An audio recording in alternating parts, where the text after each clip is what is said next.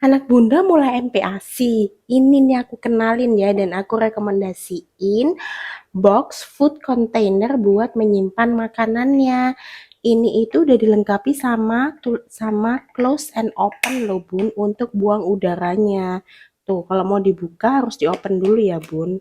Nah, tuh di sini tuh ada lubang udaranya Bun. Dan takjubnya lagi tuh bawahnya itu silikon. Jadi dia nggak gampang jatuh, Bun. Nah, kebetulan aku udah nyiapin nih 3 set buat 1 hari anakku besok makan. Tuh, gampang banget kan, Bun? Tinggal langsung ditutup kayak gini. Ini tuh harganya nggak mahal loh, Bun. Cuma 30 ribuan. Nah, set-set kan? Langsung cus cek di keranjang bawah aku ya, Bun. Bye-bye!